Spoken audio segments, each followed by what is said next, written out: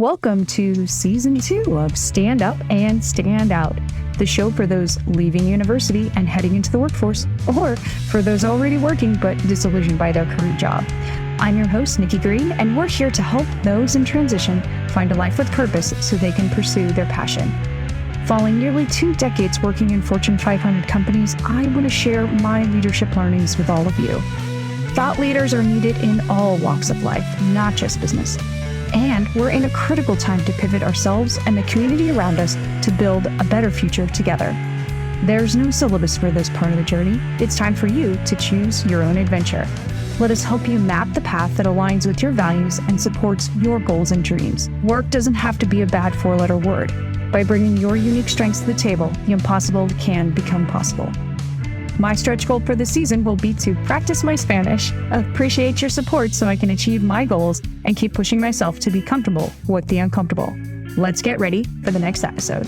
Welcome to episode 15 of Stand Up and Stand Out. We're going to take a break from our regularly scheduled programming to diverge to current events. In light of the recent drama with Facebook, I thought it would be a good time to share part 2 of our series, Fuck the Algorithms. Yeah, Mom. Sorry, I'm going to curse in this episode too. In season 1, episode 2, we covered my immense dislike of email and ways to work within the rules of the Instagram algorithms to get better traction on your content, both professionally and personally. Since then, I've done some additional research on the different social media platforms and how to achieve better reach. And sadly, my answer is still the same. Fuck the algorithms. Tim Denning quoted that even the best content creators at this algorithm game are quoting a less than 0.5% organic reach. Because there's no money in free content for these platforms. Ads and marketplace sales are the name of the game. A link to Tim's Medium article is in the show notes. At the end of the day, if you're creating content for the sake of some all-knowing, all-powerful, faceless algorithm, you're missing the point. We shouldn't trust the almighty algorithms. We should be training them. The scandal on Capitol Hill should definitely make you think twice about this fact. But Nikki might ask, what does this have to do with me finding a job after I graduate? Stay tuned and I'll lead you on a fascinating journey that will help you in your career decisions. Having worked with Facebook on various projects during my time in Silicon Valley, I know it's not a nice place to work. They were unreasonably demanding, asking for features and development that was not only an incredible waste of people's time, but it was also far from the best in class for the product that they were trying to develop with us. That, coupled with numerous friends and coworkers who have spent time in that Palo Alto prison, this situation on Capitol Hill is not an exaggeration of the facts as I know them. I had to laugh one day doing research on my first podcast episode on bad bosses. I came across this article titled, "It's Not the Manager," which proposed it's purely a factor of employee motivation to do well that affects their performance, and even goes so far to imply that it has nothing to do with the managers themselves. I found this suspicious because every other article, Gallup poll, my own career experience, has created overwhelming evidence to the contrary. People leave jobs because of bad managers. And then, clear as day in the article footer, data for this article was gathered from direct employee input at Facebook and sponsored by the Facebook Human Resources Department. Wow, that speaks volumes, doesn't it? And no doubt funded by their PR department. Having worked for another Silicon Valley giant that loves its employee surveys, I know exactly how this PR machine works. The survey is issued. Most employees ignore or delay the survey. They don't think anything of it. And then managers are giving career-ending quotas to ensure their team of employees not only take the survey, but they respond only in positive answers. And companies say it's anonymous, but having worked in the data governance department of this company, the survey was anything but secret. Managers got 100% of the details to handle any negative comments that arose. I was threatened with my job if I didn't permit 100% transparency to the data by coercing smaller and smaller sample sizes until the data was pretty much see-through. This process was equally bad for the managers, as they were usually fired shortly after the survey if they didn't receive a 100% response from their team and at least an 80% positive rating. All business stopped during these times, and all eyes were on the surveys. It was discussed at every town hall, every team meeting, and every one-on-one with our managers. Sadly, not in hopes to understand or preempt issues, but in full job preservation mode of the managers. So why am I sharing this? For several reasons. One, this could help explain one root of the Great Resignation. There isn't a culture of managerial improvement in most companies. No one wants to take an honest look at the issues plaguing these organizations and try to make them better. They just want to place blame and eradicate the sore of employee dissatisfaction, which in most cases is like amputating a leg when you stubbed your toe. But two, at the core of it, don't believe the hype of these best places to work type surveys as you begin looking for jobs.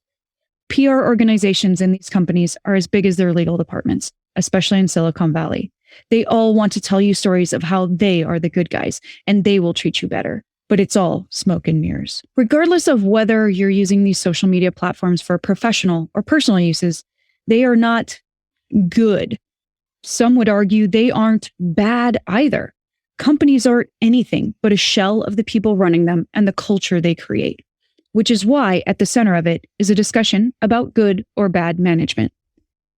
I want you to think about this as you look for jobs. Get past the brand and what we have come to see as prestige for our resumes. Let's go for substance and for managers that care as much about your well-being and development as their own.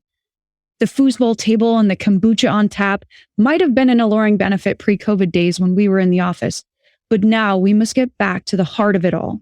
How do you want to spend 40 plus hours of your week? Let's put it in perspective. Say you graduate by 25 and you plan to retire at 65. That's 40 years of active employment. I've only done half that and I'm fucking exhausted. I'm a type A overachiever with lots of energy, like many of you. Over the course of that 20 years, I've worked at 5 different companies. I've opened 2 of my own. I've been on 3 board positions, had numerous side hustles, and moved more than 10 times. During that time, I've also spent more time on planes than in my own home. I've missed birthdays, funerals, weddings, and other life milestones of my friends and family over the years. All in the excuse of, sorry, I have to work, or worse yet, I'm too tired from work to attend. And when I say tired, that's the polite way of saying exhausted, burnt out, stressed out, and in serious need of some therapy and a week-long nap. Machines can keep going. People cannot. Silicon Valley and many other professions seem to keep forgetting that. There is only so much productivity improvement we can achieve at this stage of human evolution. And especially in creative type jobs, there are diminishing returns on what you can imagine when you can barely keep your eyes open each day. So let's take this and translate it to, well, the Facebook of job search, LinkedIn. We all know LinkedIn is the VHS of social platforms, but they keep trying. Despite being the predominant player, they are far from the best technology. So how do we use it in its current state and the state of the LinkedIn algorithm to help us on our job search? Yes, I know, asking the next generation about LinkedIn is like asking my generation about their MySpace account. But unfortunately, we must work with what we got. Hopefully, someone in this genius generation will figure out a new way forward. Maybe something more of a Tinder for job search that allows you and the hiring manager to swipe right when it's a true match. When you ask hiring managers, what's the number one question you ask a person during interview, they're likely going to respond with, tell me a bit about yourself. This is true regardless of the level of your job, the type of role you're looking for, or how many people you have interviewed with at the same company. So, why do we wait for people to call us into an interview to answer it? I want to encourage people to skip the endless beginner interviews and leverage the power of video on these platforms to tell your story.